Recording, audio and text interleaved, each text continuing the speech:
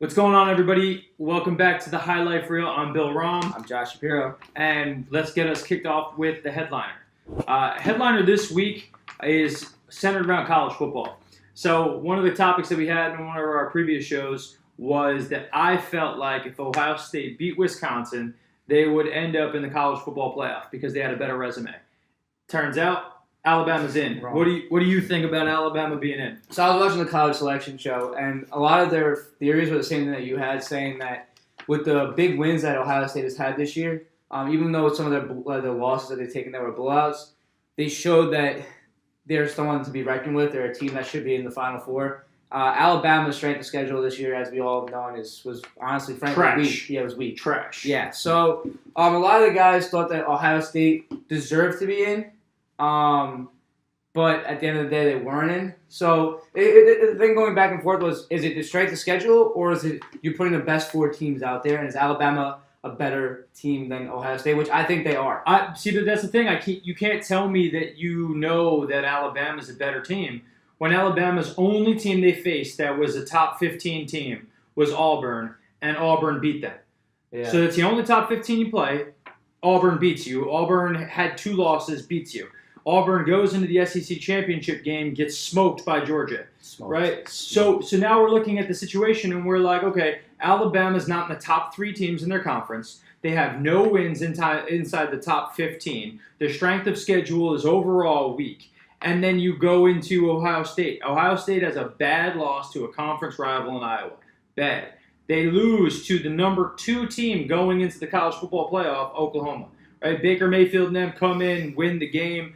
That team is a quality team. I have to give Ohio State props for the fact that they put together a schedule that was made to make it into the college football playoff. That's fair. They didn't do something to just be like, hey, we should be in because we have a name. Alabama literally was just like, hey, our conference is good enough. We'll play our conference and we'll get in. And it's trash. You didn't challenge yourself at all. And the one time you needed to play big. End of the season, you should be playing your best football. And what does Ohio State do? They put up wins and they put up stuff that gets them in the playoff. You beat a number 4 seed Wisconsin to win your conference. You're playing your best football at the end of the year. Alabama, last game they played was a loss.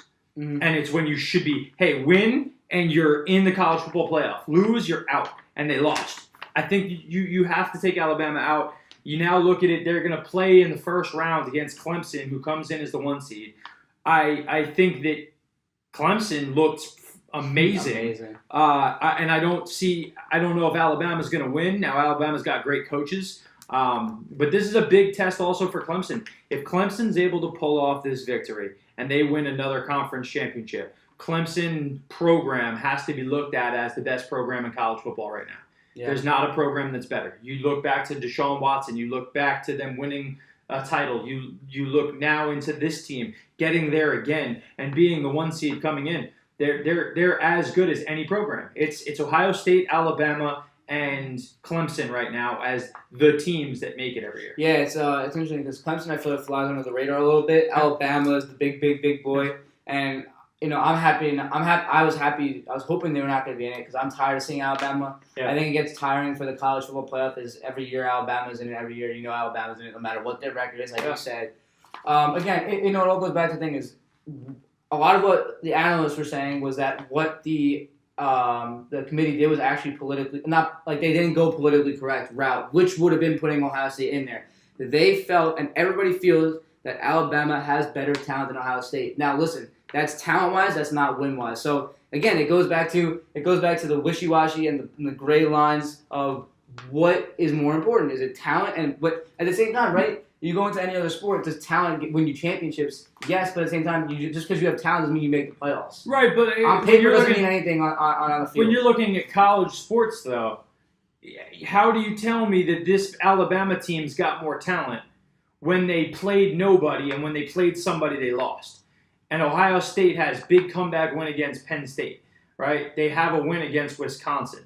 They've gotten big wins and played tough, hard matchups against other teams. Mm-hmm. Alabama hasn't. And to say just, hey, they're better. They have better talent. Why? Ohio State's recruiting classes the last few years are the best that there is. Their recruiting class for this incoming freshman class is absolutely ridiculous. And you know Jeremy. And, the talent that team is getting across the nation, they're going to be unreal. Jeremy's a freak. Jeremy's on ESPN the other day, and Chris Carter's doing it. Actually, shout out to Jeremy Ruckert. Won the Heisman Trophy, or not the Heisman, the Hanson Award last night for the best player on Long Island. Wow. Won the award, best wide receiver. Going to be an All-American. Going to play in the Army All-American game, Polynesian Bowl. He's going everywhere. He's playing in everything he possibly can. So Ohio State's got a bright future, and that's why it's hard for me to look at it and say, okay, Alabama deserves in. And that leads me into the next part of college football. We got our Heisman finalists. And our Heisman finalists, Baker Mayfield, Lamar Jackson, and Bryce Love, running back from Stanford. This is the weakest Heisman I can remember. And people might disagree with me, like, Jackson won the Heisman last year. Has similar numbers that he had last year. I just look at this, and it seems like Baker Mayfield is going to win. You know my vote. But I think that after what we talked about with Baker Mayfield and the disrespect he showed multiple times this year, I think it will hurt his vote. But he's not competing against anybody. I don't feel like there was anyone with a strong case. Everyone talked about Darnold might be in there, all these people, and none of those big name threats have been there. And it seems like it's Baker Mayfield's to walk away with, and that's difficult for college football. I think Saquon Barkley should have had a shot at being in this competition. That guy's a freak. And you led Penn State to a huge run. Yeah. And to think that you're out and another running back's in, and that team's got a worse record. Like, I don't know. Well, you know my vote's Baker Mayfield. Yeah. And I think he's going to win with ease, even though Lamar Jackson had a great year. I just think Baker Mayfield's a year.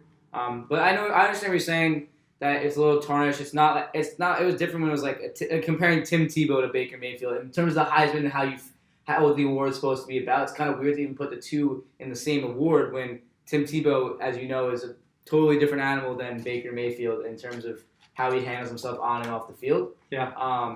And no disrespect to Baker Mayfield, but they're two different people. So It's interesting to see two guys like that both win awards in this, within a somewhat recent span. If Baker wins the college football playoff, he deserves the Heisman. But does the playoffs really matter towards the Heisman? No. And that's my point. Like, it's like, does the playoffs matter for an MVP race? Baker's got other issues that I think pull away and detract from it, but I can't look at Jackson's team. Louisville went 8-4. USC Stanford had a strong season, but you just lost to USC. You're not in the top 10 teams. You got Baker as the only guy who's in the top 10 team, who's even in the finalist conversation. That's why, to me, it's a very difficult year where you don't have a guy who's a star, who's also in the college football playoff outside of Baker Mayfield. So it's got to be Baker Mayfield. You have a top 4 team, and you're the starting quarterback, Heisman. And it seems matter-of-fact about it, but it also, to me, is more an indictment on the voting and who they put in there and why people are in. And it seems like a weak class. And I'm not a huge fan of how college football played out this year. I think we're going to have a good playoff because I think there's some good teams. Yeah. But I just – college football, to me, disappointing end to an otherwise – it's been a good season in terms of games and drama and the things that go on. For me, for my likes, a little disappointing. Next, guys, heading into Between the Lines. Between the Lines, big story. We're batting lead off. Staying with football, Josh Gordon returns 3 years away from football. 4 catches, 85 yards. His quote that he gave after the game was, "I feel free when I'm out there." Here's a guy. Here's a guy who has struggled with drugs. He struggled with addiction. He at one point in time he was like, "Hey, I'm just being a guy," and now he's in recent time come out and been like, "Hey, I was drunk before games, during games. I was showing up on all sorts of things, like easily. I had a problem, and I was in bad shape." What do you feel him coming out, putting up numbers like that, not playing football professionally for 3 years?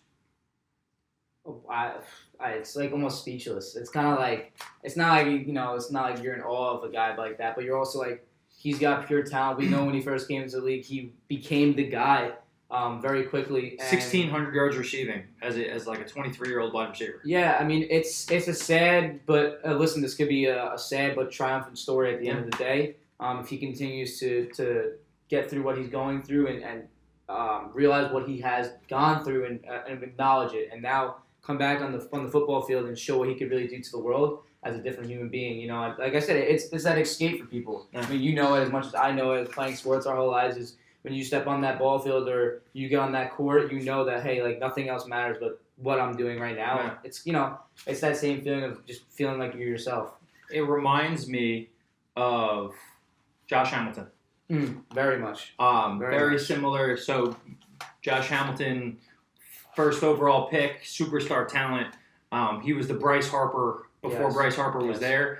there. Gets drug addictions, everything else, is out of baseball for a while, having problems, comes back multiple time, all-star, hitting home runs and home run derbies, doing great. Yankee Stadium to the, oh my God. And he had a great return, but then he also had some fall-offs. Do you remember the when he threw the ball into the stands and the guy fell over into the Texas Rangers Yep. died? It's Yep. just like a guy had a lot of tough luck. Yeah. And this is a similar situation where Josh Gordon has this immense natural talent, and as did Josh Hamilton, and they can take all this time off, still come back, be better than everybody else. Yeah, there's guys out there that I remember playing when I was younger, and they would just pick up a bat and like they wouldn't swing the whole winter, and they come out in the spring and just start hitting like 500. You're like, dude, you didn't do anything. And for me, I was the kind of guy, if I didn't start swinging for a month, I looked like I would never play the sport in my entire life. If I went out and shot a basketball right now, I'd look like I had never picked up a basketball. That's just the kind of person I am. So everyone's different, but again, that shows that there's these true talents out there that it's God-given talent. And it's awesome to see Josh Gordon make it back. It's awesome to see. I hope that he sticks with whatever program he's gotten that's allowed him to return. Of course. I also, looking at it from that perspective, very interesting for the Browns now. You got Corey Coleman. You have Josh Gordon. Both players are good wide receivers. Josh Gordon, I saw something today. If there had been more accurate passes, Josh Gordon would have had almost 200 yards receiving. He had balls completely miss him when he was wide open in the game. That team all of a sudden has an offense of weapons that maybe they're going to get a guy like Baker Mayfield in the draft. I hope the Browns figure it out. I'm tired of this. It's always that like same thing with the Cubs. You hope they figure it out sometime in They life. play hard every week, which is crazy to think that you're going to, by the end of this year, they might have lost 32 straight games. Yeah. Like, Yeah. And you guys keep showing up, playing hard. Like, I like the Browns. I have nothing against the Browns. We obviously we're filming the show on a Tuesday, so we got a lot of football stuff in here. Gronk hit. I am a Bills fan. Because of that, I have not loved Gronkowski as much as other people. I can recognize that the man is a monster tight end and maybe the greatest tight end in NFL history.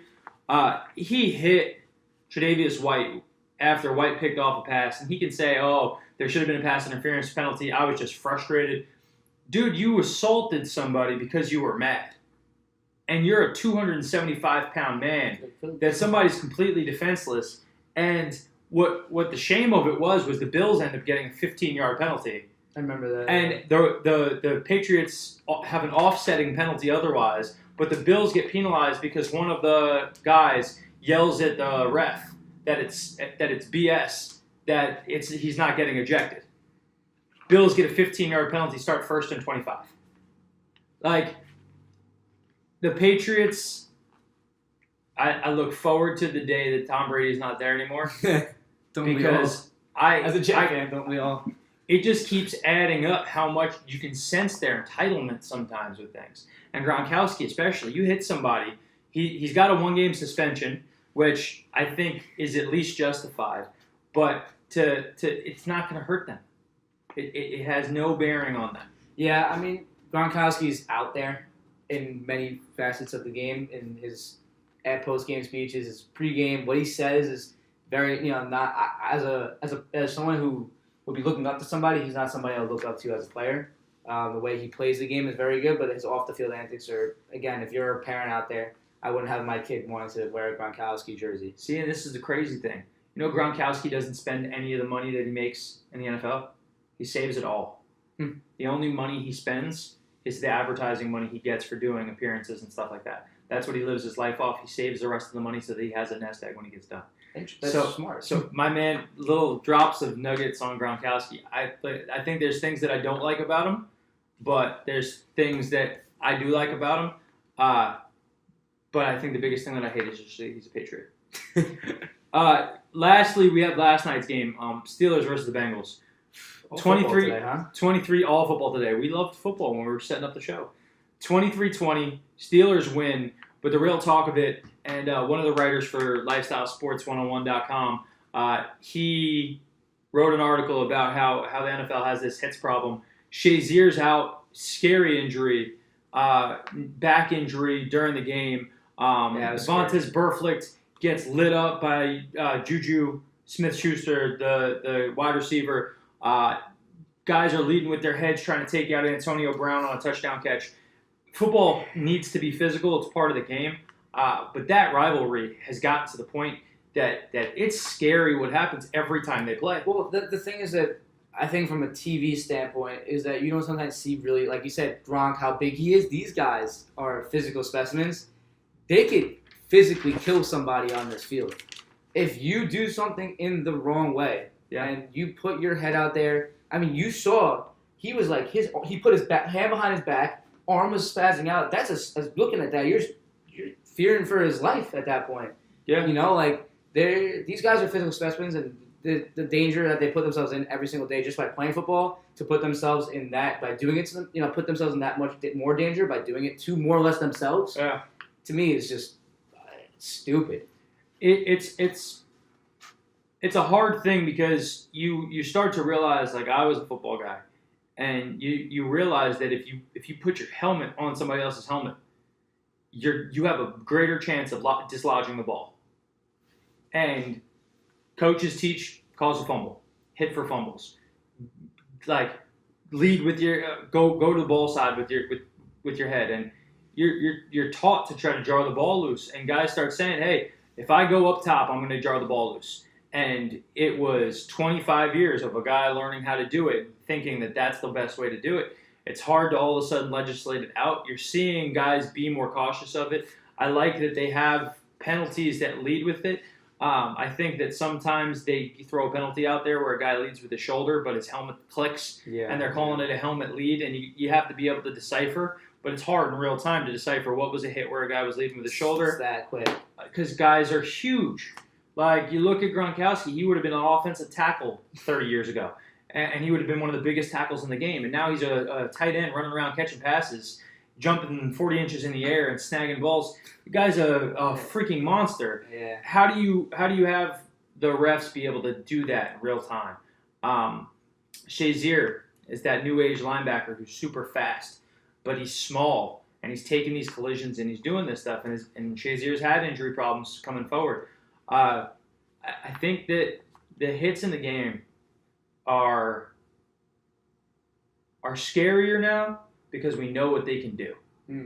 Where in the past we knew guys got hurt, but maybe they just fell off and we never heard about them again. But now when your favorite everyday player is crushed, a whole different story. Yeah.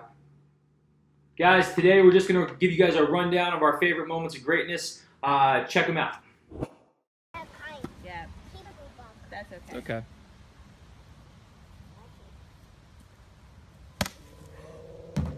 Oh!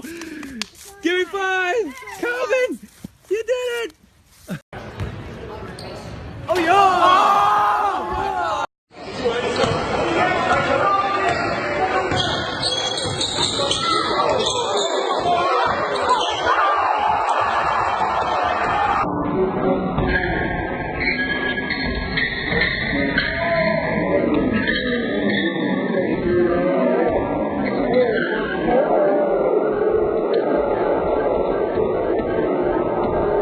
Last thing, what we always finish with, the finisher. What we decided against staying in the NFL. We really love the NFL this week. New York Giants fire McAdoo as their head coach, and we find out that Eli Manning is now back as the starting quarterback for the New York Giants. What's your take on the whole situation? Terribly handled. Miserably handled. This is a joke. Joke. Yeah. And listen, like, I'm sadly a Jet fan, but I have the utmost respect for that man of Eli Manning. He's another guy that you never hear come out and say anything bad about his team, about his teammates, about the organization, and for them to treat a guy that's been there since day one like that is absolutely disrespectful. I think he should leave the Giants next year and win a Super Bowl against them. Like that's how I want him to do it. Because listen, I don't care. Go to the Jets. Go to the Jets for a couple years. Have fun and just pick apart the Giants. Like that's very disrespectful. If you're the Maras though, and you wanted Eli to be the quarterback, and you heard that the coach was doing this, why not just fire him before this game this week? Yeah, that was stupid. Why not fire him before the game? Now Eli's start streak is gone. Yep. And now you're back to him as the starting quarterback. You gave Geno Smith enough fire to call Rex Ryan a coward when he hasn't talked in like 3 years. Like, Geno, relax, buddy. You haven't talked and you haven't played, so don't call Rex Ryan a coward here. Like what this is just, it was just stupid news that did not need to go down. Eli Manning, streak should have not been broken. He should have started, finished out the year with the Giants. You finished what you started. I will say, Geno didn't look horrible in the game. He didn't look any worse than Eli has looked in the games. But again, it becomes the point. If you're the Maras, if you wanted Eli to be your guy and you didn't like the way things got handled, I get that they were gone, they weren't around. Like I heard that Mara was out of town and he wasn't able to kind of get there. Call up and ask McAdoo and make it so that, because you think the game plan is going to change, that Eli Manning doesn't know what the game plan is? He's going to have a hard time starting on short notice that, hey, we fired our head coach. Like, you think that the guys around them, your team sucks. Like, you're 2 and whatever. Punt the game. The game's punted pretty much anyway. Well, get rid of McAdoo. He was fired, and the GM was fired too. Jerry Reese let this all go down. He let this fly. Yeah. And it's amazing to watch an organization that's won Super Bowls and do all this stuff.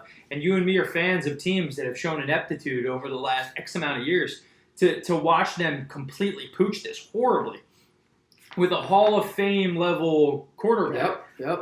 Even though my belief is he's a very on the cusp Hall of Famer. I agree with you. Which is a topic for another day. But it's just not handled right as an organization. I think that's what we'll kick it to you guys in the comments section. What do you think? Should they have fired McAdoo before Eli's streak ended? Should they have allowed the coach to continue through the whole rest of the season? Should Eli Manning be back at quarterback, or should they see if Davis Webb or someone else is their quarterback of the future? Leave your comments down in the comments section. Let us know what you guys would do, and we will see you next week on the Highlife. Thank you for tuning in, guys. Always. Later, guys.